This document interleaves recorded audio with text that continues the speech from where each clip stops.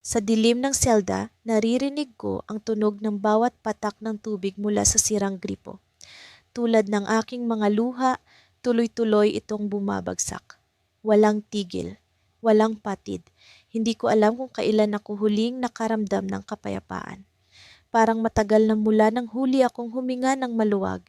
Ngunit sa kabila ng lahat ng ito, hindi ko kailanman pinagsisihan ang desisyong ginawa ko. Hindi ko kailanman pinagsisihan ang pag-ako sa kasalanang hindi ko ginawa. Para sa kanya, para sa aking minamahal, ginawa ko ang lahat. Kahit pa ang buhay ko ang kapalit. Si Adrian ang mundo ko. Sa kanya umiikot ang lahat. Mula pa noong una, alam kong hindi siya perpekto. May mga lihim siyang hindi niya kayang ibahagi. May mga tanong na hindi niya sinasagot.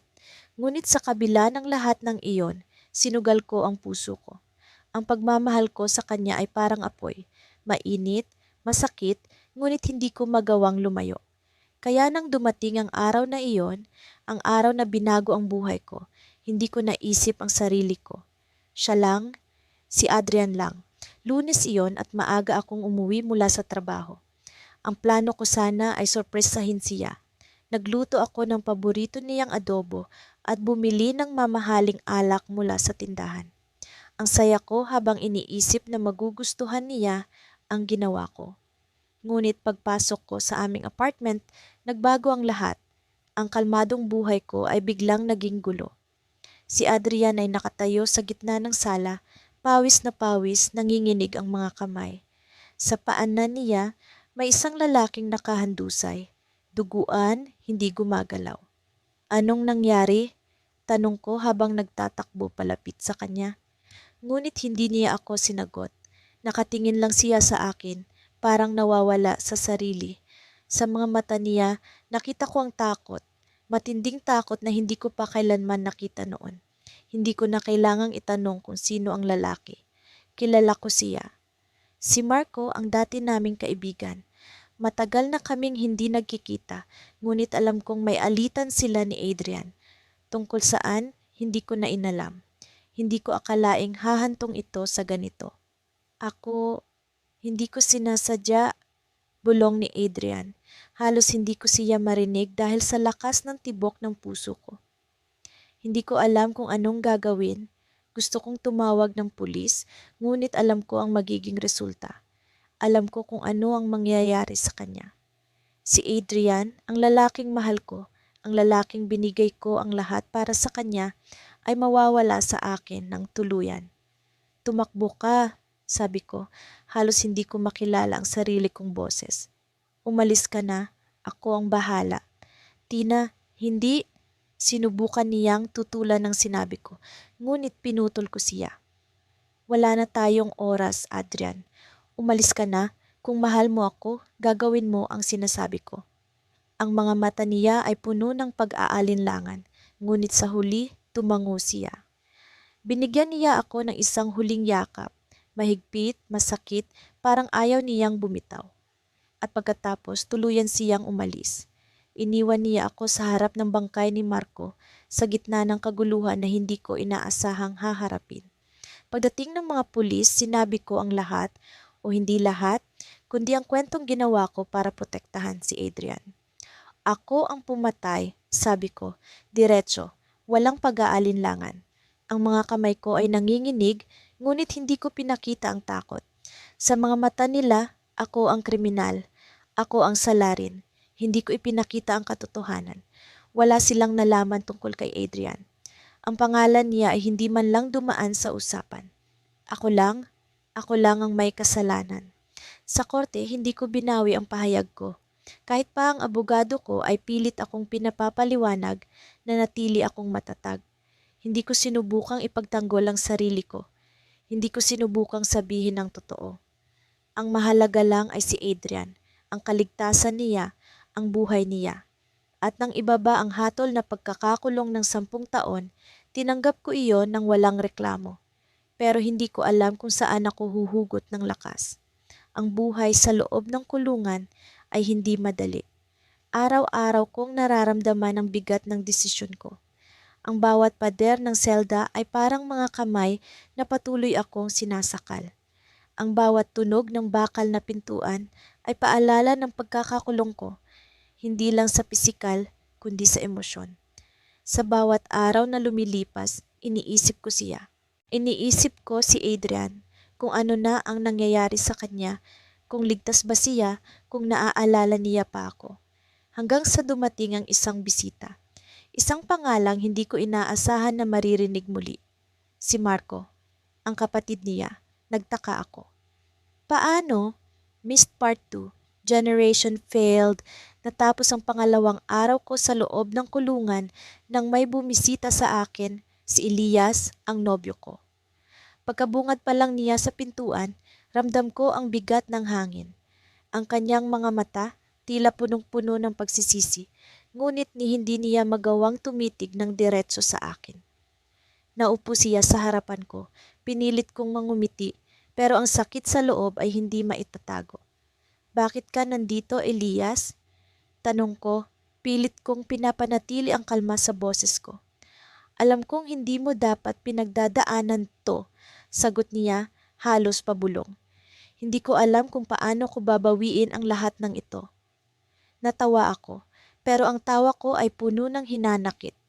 Hindi mo alam? Hindi mo alam kung paano? Napatingin ako sa mga kamay ko, sa mga kamay na ngayon ay may marka ng pagkakakulong dahil sa kasalanang hindi ko ginawa. Elias, ako ang nasa kulungan. Ako ang sumira sa buhay ko para sa'yo. At ngayon, sinasabi mo sa akin na hindi mo alam? Tahimik siya. Ang tahimik na iyon ang lalong nagpaliyab ng galit sa puso ko. Pero hindi ko maaaring ipakita ang lahat ng iyon. Mahal ko siya. Mahal ko siya ng higit pa sa sarili ko, kaya't narito ako, nagdurusa para sa kanya. Nang siya na ang nagbukas ng bibig, ang boses niya ay basag, parang may pira-piraso ng salamin. Sinubukan kong linisin ang pangalan mo, pero tumigil siya, tila nilalamon ng sariling konsensya. Pero masiyado na akong nadungisan. Kung aamin ako, masisira ang lahat ng pinaghirapan ko, lahat ng pangarap natin. Pinigil ko ang impulse na suntukin ang mesa sa harapan namin. Elias, nasira na rin naman ang lahat, hindi ba? Nasira ang pangarap ko, nasira ang pangalan ng pamilya ko, nasira ako. At ikaw, ano ba ang natitira sa'yo? Hindi siya sumagot. Ang katahimikan niya ay nagbigay ng kasiguraduhang hindi niya kayang aminin ang totoo. Kaya't ako na ang nagpatuloy. Alam mo ba kung anong pinakamahirap dito? Hindi ang mga pader na humaharang sa akin. Hindi ang mga tanikala na nasa kamay ko. Ang pinakamahirap ay ang araw-araw na tanungin ang sarili ko kung tama ba ang desisyon ko. Kung dapat ba kitang niligtas. Napuno ng luha ang mga mata niya. Pero ano ang silbi ng mga luhang iyon? Hindi iyon makakapagbura ng mga tanong sa isip ko. Hindi makakapagbura ng katotohanan na ako ang nagdala ng sarili ko sa impyerno. Isang buwan na lang, lalaya ka na. Sabi niya, pilit na pinapakalma ang sitwasyon. Magiging maayos ang lahat. Natawa akong muli, pero mas masakit na tawa. Isang buwan?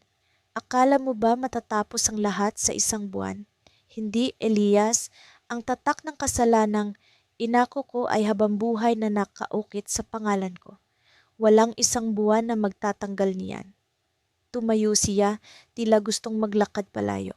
Pero bago siya makalayo, hinawakan ko ang kanyang kamay. Napatingin siya sa akin, sa wakas tumitig siya ng diretso. Sa kabila ng galit, takot at pagdududa, naroon pa rin ang pagmamahal ko. Ang pagmamahal na kahit anong mangyari, hindi ko maitatanggi. Elias, hindi kita pinilit na pumunta rito. Pero ngayon na nandito ka, gusto kong itanong ito ng harapan. Mahal mo ba talaga ako? Hindi siya sumagot. Ang katahimikan niya ang sagot sa lahat ng tanong ko. Bumitaw ako sa kamay niya at siya ang naglakad palabas. Ang tunog ng kanyang mga hakbang ang tanging naririnig ko hanggang sa tuluyang magsara ang pintuan. Pagbalik ko sa selda, ramdam ko ang bigat ng mundo. Ang bawat segundo sa loob nito ay tila isang martilyo na sumisira sa natitirang bahagi ng sarili kong pagkatao. Hindi ko alam kung paano ako magpapatuloy, kung paano ko haharapin ang bawat araw na narito pa ako. Kinabukasan, may dumating na bagong preso.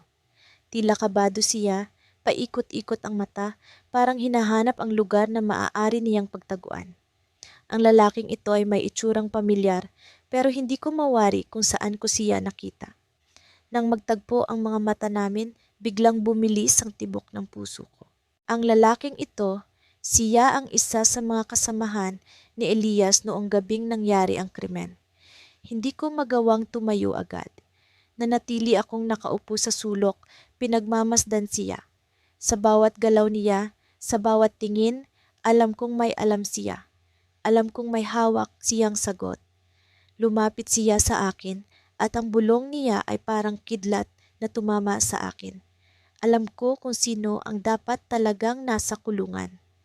Napatingin ako sa kanya at sa wakas naramdaman ko ang una kong tunay na pag-asa. Ngunit kasabay nito, naramdaman ko rin ang kaba. Ano ang ibig niyang sabihin at bakit siya narito? Sa bawat araw na lumilipas sa loob ng malamig na selda, unti-unting nabubura ang pagkatao ko. Hindi na ako si Malia na puno ng pangarap at pag-ibig. Isa na lamang akong bilanggo. Bilanggo ng sistema, ng aking konsensya at ng pagmamahal kong hindi ko kayang bitawan.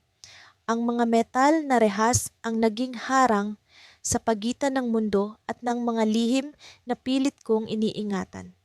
Noong una, sinubukan kong magpanggap na matatag. Hindi ko pinapansin ang mga bulong ng iba, ang mapanuring tingin ng mga kapwa preso, at ang tanong na paulit-ulit na bumabalik sa aking isipan. Bakit ko ito ginawa?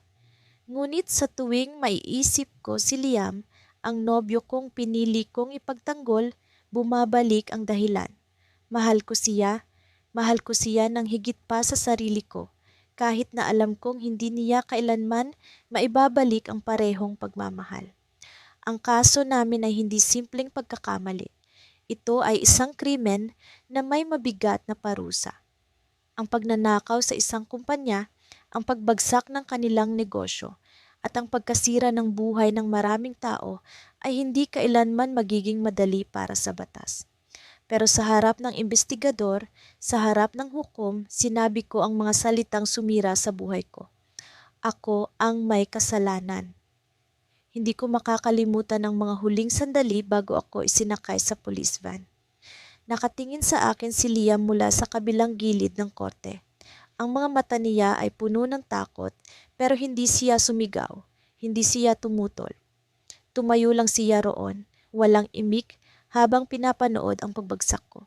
Sa loob-loob ko, hinihintay kong magsalita siya, na aminin niyang siya ang totoong may sala, na ipagtanggol niya ako sa harap ng lahat. Ngunit wala. Walang kahit na isang salitang lumabas sa bibig niya. Sa loob ng kulungan, natutunan kong maging tahimik. Natutunan kong lunukin ang galit, ang sama ng loob, at ang pangungulila. Ngunit ang pinakamahirap sa lahat ay ang pag-iwas sa tanong ng mga tao. Bakit mo siya ipinagtanggol? Hindi nila alam ang tunay na dahilan. Hindi nila alam kung paano ko nahanap ang sarili ko sa sitwasyong ito. Hanggang isang araw, dumating ang hindi inaasahan. Isang baguhan na gwardiya ang nagbigay sa akin ng isang sulat. Sa unang tingin, akala ko isa lamang itong simpleng liham mula sa pamilya ko. Pero hindi. Ang pirma sa dulo ay kay Liam. Sa kabila ng galit at takot, binuksan ko ito. Ang mga unang linya ay nagdala ng kilabot sa buong katawan ko. Malia, salamat sa sakripisyo mo. Alam kong hindi mo kailanman maririnig ang salitang sorry mula sa akin. Pero gusto kong malaman mong hindi ko inasahan na gagawin mo ito para sa akin. Alam kong hindi ko deserve ang pagmamahal mo, pero ginawa mo ang bagay na hindi ko kailanman magagawa, ang magpakamatay para sa iba. Tumigil ako sa pagbabasa. Ang mga kamay ko ay nanginginig at ang puso ko ay tila gustong tumalon palabas ng dibdib ko. Ang bawat salita ay parang kutsilyong tumatama sa laman ko. Tinuloy ko ang pagbasa kahit na gustong-gusto ko nang itapon ang papel. May isang bagay akong kailangang aminin kahit hindi mo na ako mapatawad. Ang pera, ang perang ninakaw ko, hindi ko ito ginastos para sa atin. Ginamit ko ito para sa sarili ko. May mga utang ako at may mga taong gusto kong bilhin ng tiwala. Alam kong mali, pero natakot akong mawala ang lahat. Kaya noong nagdesisyon kang akuin ng kasalanan, hindi kita pinigilan.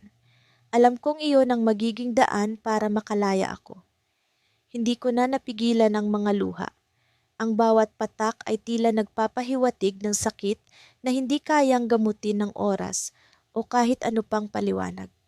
Ang puso ko ay pira-piraso at ang tiwala ko kay Liam ay tuluyang nawasak. Pero hindi iyon ang pinakamasakit sa lahat. Ang huling bahagi ng sulat ang nagbigay sa akin ng pinakamalaking dagok sa buhay ko. Malia, gusto kong malaman mo ring hindi ako mag-isa sa krimen. May isa pang tao na nasa likod nito, si Anton. Siya ang nagplano at siya ang nagtulak sa akin, pero hindi ko siya itinuro. Alam kong kung gagawin ko iyon, baka pati buhay ko ang mawala. Kaya't nagpasya akong manahimik. Sana, balang araw, maintindihan mo kung bakit ko ginawa ang mga bagay na ito. Sa sandaling iyon, alam kong may mas malaking misteryo sa likod ng lahat. Hindi lang si Liam ang dahilan kung bakit ako nandito. May isang taong mas malaki ang papel sa krimen na ito. Isang taong hindi ko pa kilala, pero may kakayahang sirain ang buhay ko nang higit pa sa ginawa ni Liam. Ang pangalan ni Anton ay nagbigay sa akin ng bagong tanong. Sino siya at bakit niya ako idinamay? At sa unang pagkakataon, naramdaman kong hindi na lamang pagmamahal ang dahilan ng paglaban ko. Kailangang malaman ko ang katotohanan. Kailangang makilala ko si Anton. Sa loob ng madilim at malamig na selda, naririnig ko ang mahinang tunog ng patak ng tubig mula sa sirang gripo. Ang bawat patak ay tila sumasabay sa tibok ng puso ko, na patuloy na binabagabag ng tanong, tama ba ang ginawa ko? Tama bang akuin ko ang kasalanan ng taong mahal ko? Hindi ko pa rin malimutan ang gabing iyon, ang gabing nagbago ang lahat. Si Edric, ang lalaking minahal ko ng higit pa sa sarili ko, ay dumating sa bahay na parang binabagyo ng takot. Hindi ko alam kung ano ang nangyari, pero ang kaniyang nanginginig ng mga kamay at pawis sa noo ay nagbigay ng babala na may masamang balita siyang dala. May nangyari, Laika, ang bungad niya halos bulong. Hindi ko inakala kung gaano kabibigat ang susunod niyang mga salita. Napatay ko siya. Bigla akong natigilan. Parang bumagsak ang buong mundo sa harapan ko. Ang mga salitang iyon ay nag-echo sa isipan ko, bumalot sa akin at nagdulot ng hirap na hindi maipaliwanag. Sa kabila ng lahat, hindi ko siya iniwan. Hindi ko siya sinigawan o sinisi. Bagkus hinawakan ko ang kaniyang mga kamay at naramdaman ko ang panginginig nito, ang takot na unti-unting kumakain sa kanya. Mahal ko siya at sa kabila ng lahat, alam kong kailangan niya ako sa oras na iyon. Anong nangyari? Tanong ko kahit ang takot ay unti-unting gumagapang sa akin. Hindi siya sumagot agad, para bang pinipilit niyang buuin ang mga salitang kailangan niyang sabihin. Sa wakas, ibinunyag niya ang buong kwento at doon ko na lamang aksidente raw niyang napatay ang isang lalaking nanakit sa kapatid niya. Hindi niya sinasadya pero naunahan siya ng galit, ng takot. At ngayon, alam niyang darating ang mga pulis para sa kanya. Lika, hindi ko kaya. Hindi ko kaya ang kulungan, ang sabi niya, halos umiiyak. Hindi ko alam kung anong demonyo ang pumasok sa akin, pero sa sandaling iyon ay alam kong gagawin ko ang lahat para sa kanya. Mahal ko siya, higit pa sa sarili ko. Kaya nang dumating ang mga pulis kinabukasan, ako ang umamin sa krimen. Ako ang nagsabi na ako ang may sala. Sa mata ng batas, ako ang mamamatay tao. Noong una, akala ko ay madali lang ang lahat.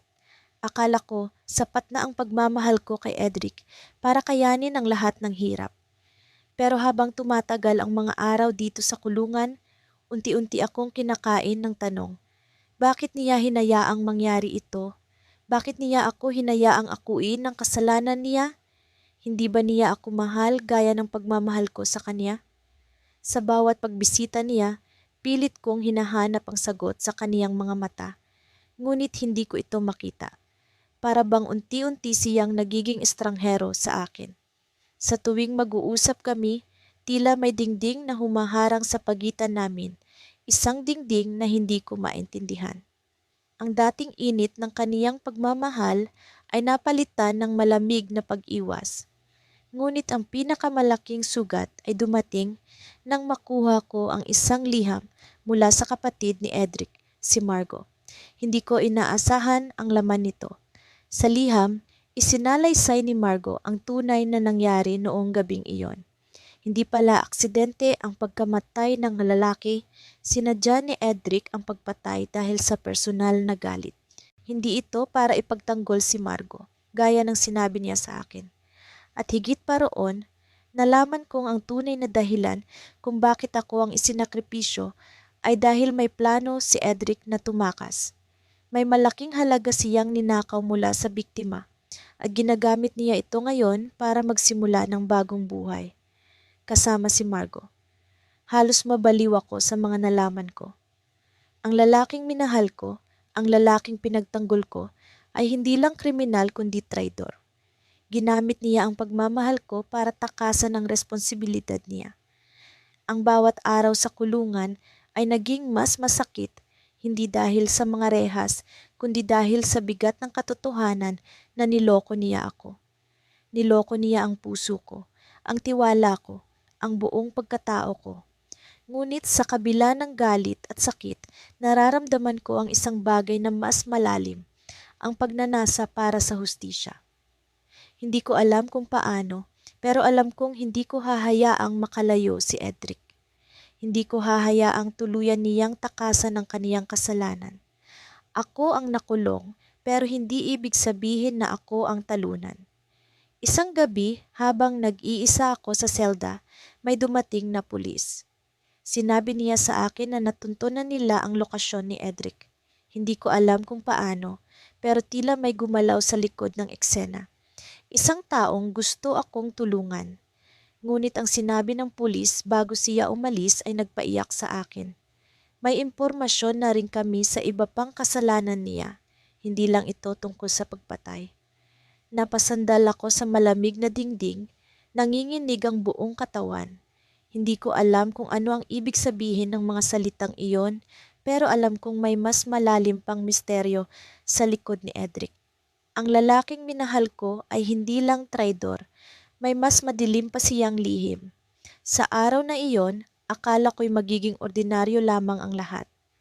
Ang init ng araw ay tila ba sumasalamin sa bigat ng aking pakiramdam. Sa loob ng 4 na sulok ng selda, ang bawat tunog ng bakal na rehas ay parang martilyong humahampas sa aking konsensya. Hindi ko akalain na ganito ang magiging wakas ng lahat ng aking mga pangarap, ang makulong para sa kasalanang hindi ko naman ginawa. Inako ko ang pagkakamali ni Leo, ang lalaking minahal ko ng higit pa sa sarili ko. Para sa'yo, gagawin ko ang lahat. Iyan ang mga salitang binitiwan ko sa kanya noong una pa lamang kaming nagmahalan. Ngunit sa pagkakataong ito, hindi ko inakala na ang lahat ay mangangahulugang isasakripisyo ko, pati ang aking kalayaan. Noong gabing iyon, malinaw pa sa akin ang lahat ng nangyari. Nasa apartment namin kami ni Leo, nagtatawanan habang nagluluto ng hapunan. Ngunit isang malakas na katok sa pinto ang biglang gumambala sa aming katahimikan. Hindi ko inaasahan ang mga sumunod na pangyayari. 3 lalaki ang pumasok, pawang nakasuot ng itim, ang kanilang mga mukha'y natatakpan ng maskara. Huwag kayong kikilos ng masama. Mariin nilang utos habang tinutukan kami ng baril. Nakita ko si Leo nanginginig sa takot. Ngunit bago pa siya makagalaw, isa sa mga lalaki ang biglang bumunot ng isang bag mula sa ilalim ng aming sofa. Hindi ko alam kung paano iyon napunta roon, Ngunit nang buksan nila ang bag, napuno ang silid ng tensyon. Nandoon ang mga pakete ng droga, mga perang nakatali ng goma, at ilang baril. Nanginginig ang mga kamay ko habang hawak ang maliit na piraso ng papel na iniabot sa akin ng gwardya.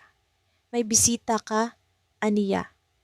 Hindi niya sinabi kung sino, ngunit sa dami ng araw na nagdaan, mula nang makulong ako, sanay na ako sa mga sorpresa, mabuti man o masama. Mabilis na tumakbo ang isip ko. Si Mama ba? Si Carla? O baka si Joanne? Habang naglalakad ako papunta sa silid pulong, tinatangka kong pigilan ang mabilis na pagtibok ng puso ko. Nagsasalimbayan ang emosyon sa dibdib ko, pag-asa, takot, galit. Nang buksan ang pintuan, napahinto ako. Hindi si Mama, hindi rin si Carla, at tiyak, hindi si Joanne. Ang dumating ay isang babae, bata pa, halos kaedad ko. Napakapino ng anyo niya. Maayos ang gupit ng kanyang buhok at parang iniisip niyang bawat kilos niya ay dapat kalkulado. Hindi ko siya kilala, ngunit ang mga mata niya, punong-puno ng determinasyon, parang matagalan na niya akong gustong makita. Tumikhim siya bago nagsalita. Ikaw si Lila, tama? Tanong niya, diretsahan at walang alinlangan. Tumangulang ako, naguguluhan, sino siya? At anong kailangan niya sa akin? Ako si Isabel, sabi niya. Tumigil siya para bang sinusubukang basahin ang reaksyon ko. Fiancé ako ni Joanne. Parang tinamaan ako ng kidlat. Para akong binuhusan ng malamig na tubig. Hindi ko alam kung tama ba ang narinig ko. Fiancé? Si Joanne? Hindi ko alam kung ano ang nararapat kong maramdaman. Galit? Sakit? O dapat ba akong matawa sa kalokohang ito? Hindi kita maintindihan, sagot ko sa wakas. Anong ibig mong sabihin? Lumapit siya sa mesa at ibinaba ang isang envelope. Mabigat ang kilos niya, parang may dalang bomba ang bawat galaw niya. Alam kong inako mo ang kasalanan ni Joanne, sabi niya. Alam kong hindi ikaw ang may sala. Napatitig ako sa kanya. Gusto kong magalit, gusto kong sabihing wala siyang alam sa mga ginawa ko. Ngunit may bahagi sa akin na natakot. Paano niya nalaman? Sinabi ba ni Joanne sa kanya? O baka may iba pang nakakaalam? Hindi ko alam ang sinasabi mo, sagot ko, pilit na pinatatag ang boses ko. Ngunit naramdaman ko ang panginginig nito. Napangiti siya, isang mapait at malamig na nangiti. Huwag mo na akong lokohin, sabi niya. Alam ko siya ang nagplano ng lahat. Alam ko siya ang may kagagawa ng krimeng ito. At alam kong inaku mo ang lahat dahil mahal mo siya. Pero, Lila, mahal mo ba talaga ang isang taong kayang iwan ka sa ganitong sitwasyon? Nabingi ako sa huling tanong niya. Alam kong may punto siya, ngunit hindi ko kayang aminin iyon. Pinili ko ito. Pinili kong akuin ang lahat dahil mahal ko siya. Dahil naniwala akong may dahilan siya. Dahil naniwala akong babalik siya para sa akin. Hinila niya ang envelope palapit sa akin at iniabot ito. Buksan mo, utos niya, malamig ang boses. Hindi ko gustong gawin ang sinabi niya, ngunit para bang may sariling buhay ang mga kamay ko. Binuksan ko ang envelope at bumungad sa akin ang mga larawan. Si Joanne, kasama ang ibang babae, hindi lang isa, kundi dalawa. Nasa mga bar sila, magkahawak kamay, magkadikit ang mga katawan, at halata sa mga ngiti niya na wala siyang iniintindi, kundi ang sarili niyang kasiyahan. Alam mo bang habang narito ka, nag-e-enjoy siya sa buhay niya? Tanong ni Isabel. Habang nilalabanan mo ang araw-araw dito, siya naman, abala sa pagtaka sa responsibilidad niya. Hindi ka niya mahal, Lila, ginamit ka lang niya. Hindi ko alam kung ano ang mararamdaman ko. Parang sinaksak ang puso ko ng paulit-ulit, ngunit kasabay nito, naramdaman kong unti-unting nawawala ang bigat na matagal ko nang dala. Alam kong may bahagi sa akin na umasa pa rin, na babalikan niya ako, na may magandang dahilan ng lahat ng ito. Ngunit ang mga larawang ito, pinatay nila ang natitirang pag-asa ko. Bakit mo ito ginagawa? Tanong ko, pilit na nilalabanan ang luha ko. Kung fiancé ka niya, bakit mo ako kinakausap? Napangiti ulit si Isabel, ngunit sa pagkakataong ito, may halong galit ang nangiti niya. Dahil gusto kong malaman kung gaano siya kagaling manloko, sagot niya. Akala niya, kaya niyang paikutin tayong lahat. Pero tapos na ang laro niya, Lila, hindi na ako papayag na takasan niya ang ginawa niya. At ayokong ikaw ang magdusa para sa kanya. Tumayo siya at tumingin sa akin ng diretso sa mata. May plano ako, sabi niya. At kailangan kita. Kung gusto mong makalaya, kung gusto mong makuha ang hustisya, tulungan mo ako.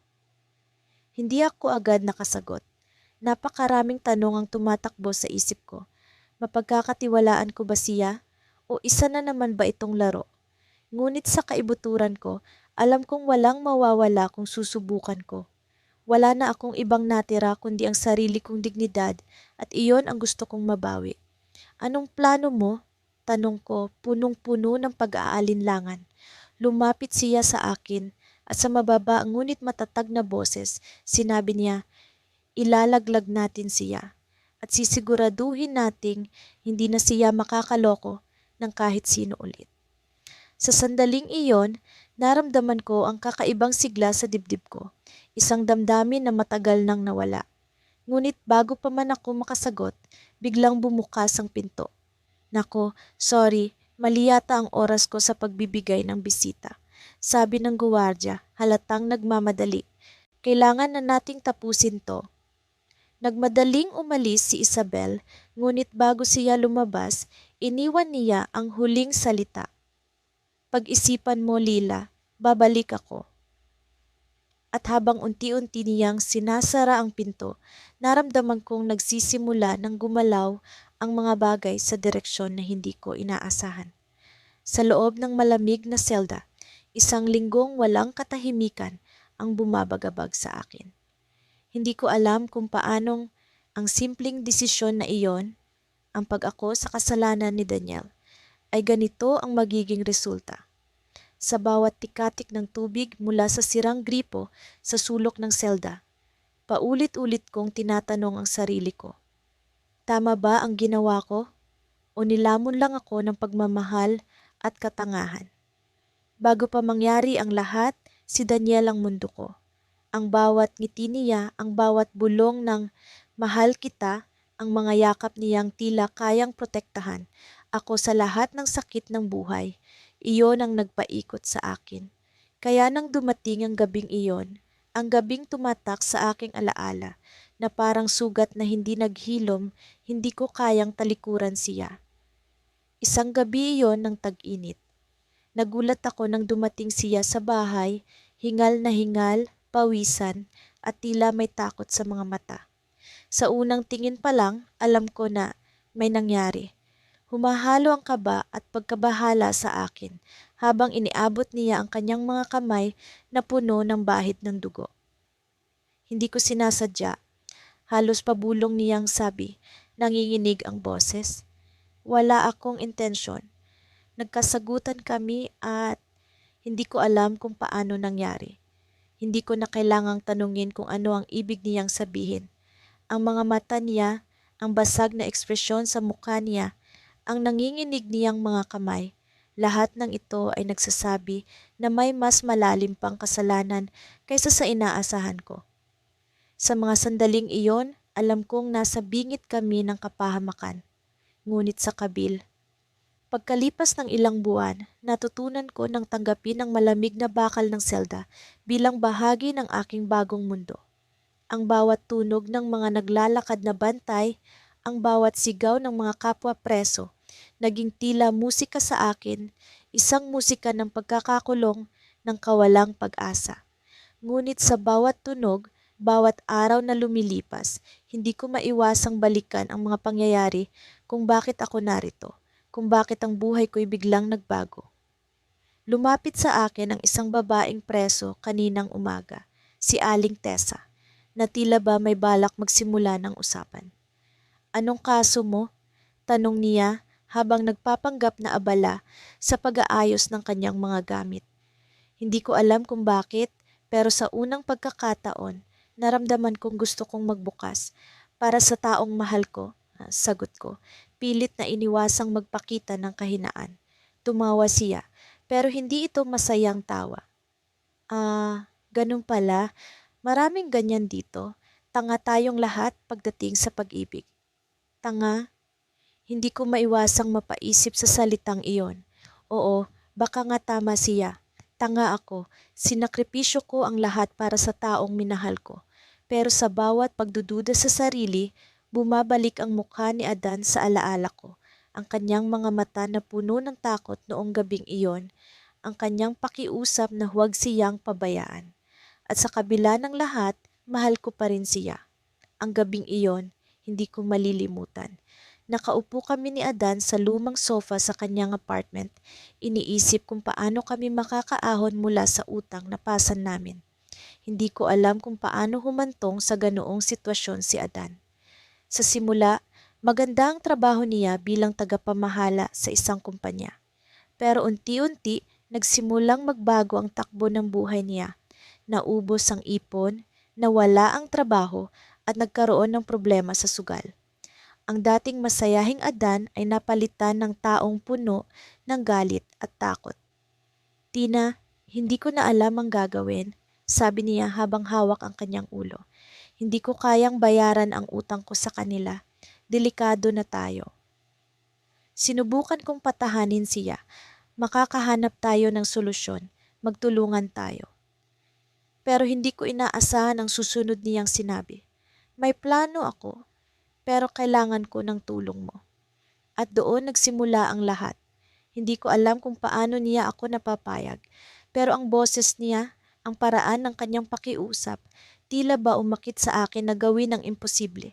Sinabi niyang may pagkakataon siyang makabawi kung makakakuha siya ng malaking halaga ng pera sa isang mabilis na paraan. Hindi ko alam ang detalye noong una, pero nang malaman ko, wala na akong panahon. Panagising ako sa malamig na sahig ng selda. Ang katawan kong tila sinipsip ng lakas ng bawat araw na lumipas. Ang tunog ng mga bakal na pinto na bumubukas at nagsasara ay parang musika ng kalungkutan. Sa kabila ng lahat, pilit kong pinipilit ang sarili kong bumangon. Hindi dahil sa pag-asa na makakalaya, kundi dahil sa pangako ko sa sarili ko, sa pangako ko kay Leo. Si Leo ang dahilan kung bakit ako narito. Ang dahilan kung bakit ang buhay ko, na dati puno ng liwanag, ay nalugmok sa kadiliman. Mahal ko siya ng higit pa sa sarili ko. Kaya nang dumating ang sandaling kailangan niyang magtago mula sa batas, inako ko ang kasalanan niya. Hindi siya ang pumatay, ngunit siya ang nagmamaneho ng sasakyan noong gabing iyon. Ako ang nagdesisyon na akuin ang lahat. Ako na, sabi ko noon, habang tumutulo ang luha sa mga mata niyang punong-puno ng takot. Wala kang kasalanan, Leo. Ako ang gagawa ng paraan. Sinabi ko sa mga investigador na ako ang nasa likod ng manibela, na ako ang nakabangga sa biktima, na ako ang tumakas. Ang bawat salita ay parang lason, ngunit inulit-ulit ko ito sa sarili ko para kay Leo, para sa pag-ibig na hindi ko kayang bitawan. Sa loob ng bilangguan, ang bawat araw ay pagsubok sa aking tibay. May mga babaeng nakatingin sa akin na parang naghahanap ng kahinaan. May mga oras na gusto ko nang sumigaw, ngunit alam kong wala itong magagawa. Hindi ko kailangang maging mahina. Hindi ko kailangang ipakita ang sakit na nararamdaman ko. Ang pagkakamali ng nobyo ko ay naging parang krus na pasan ko, at hindi ko ito kayang bitawan. Hanggang sa isang araw, may dumating na bisita. Si Leo. Matagal ko siyang hinintay, ngunit sa bawat araw na lumipas, unti-unti rin akong nawawala ng pag-asa. Bakit ngayon lang? Bakit tila napakabilis niyang nakalimot? Sa likod ng salamin, nakaupo siya, mukhang maayos, malinis, parang wala siyang bahid ng problema. Ang ngiti niya ay tila pilit, pero hindi ko iyon pinansin. Kamusta ka na? Tanong niya, halatang kinakabahan. Hindi ko alam kung paano siya sagutin. Ano ba ang sasabihin ko? Na masakit at mahirap ang bawat araw? Na pinagsisisihan ko na ang lahat? Okay lang, Sagot ko na lang, pilit na ngumingiti. Ikaw? Tumango siya, hindi makatingin ng diretso sa akin. May kung anong bumabagabag sa kanya at ramdam ko iyon. May sasabihin ako sa'yo, sabi niya sa wakas. Ang puso ko'y tila tumigil sa pagtibok. Alam kong may malaking bagay siyang itatapat sa akin. Nagkausap kami ng abogado, patuloy niya. May paraan para makalaya ka. Parang bigla akong nabuhayan. Ang bawat salita niya ay parang liwanag na sumilay sa madilim kong mundo. Ngunit may kasunod pa ito na hindi ko inaasahan. Pero kailangan mong sabihin ang totoo. Ella, kailangan mong sabihin na hindi ikaw ang nagmamaneho. Hindi ko alam kung paano siya titigan. Ang mga mata niya ay puno ng pagmamakaawa. Ngunit sa ilalim nito, may kung anong hindi tama. Parang may ibang dahilan kung bakit niya gustong sabihin ko ang totoo.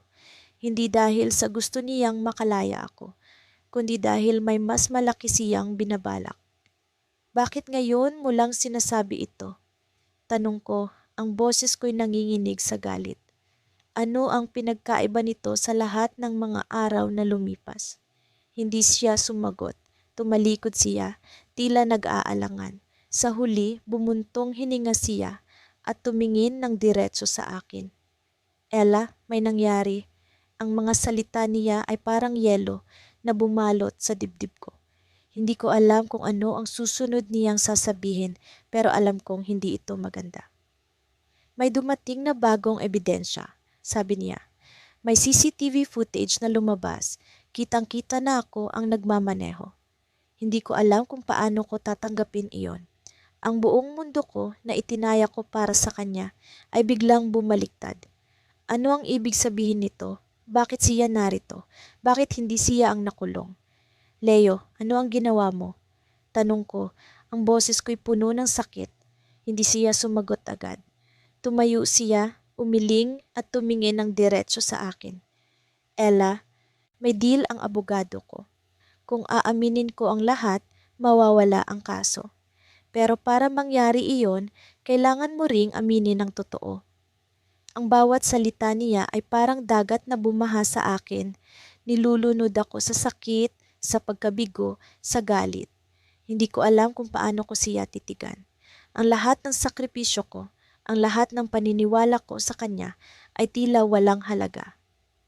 Leo, nagtiwala ako sa iyo. Bulong ko, ang boses ko'y nagkakabitak sa damdamin. Ngunit bago pa siya makasagot, may pumasok na gwardya. Ella, may bago kang bisita, sabi nito. Napakunot noo ako. Sino pa ang maaaring dumalaw sa akin? Tumayo ako, iniwan si Leo na tila naguguluhan din. Sa pagdating ko sa waiting area, may isang lalaking nakasuot ng itim na suit ang nakaupo. Hindi siya pamilyar. Tumayo siya nang makita ako. Ang mukha niya ay seryoso. Miss Ella, sabi niya, ako si Detective Ramirez. May bago kaming natuklasan tungkol sa kaso mo. Ang puso ko'y sumikip. Hindi ko alam kung ano ang susunod na mangyayari, ngunit alam kong may malaking bagay ang paparating.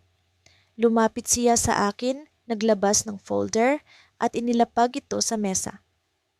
Ang CCTV footage na sinasabi ni Leo, sabi niya, hindi lang tumutukoy sa pagmamaneho niya. May ibang bagay na nakita sa footage.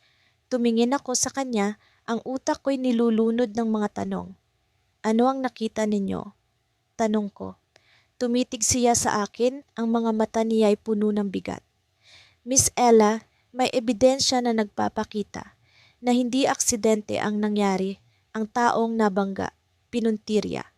At ang taong nagbigay ng utos, si Leo.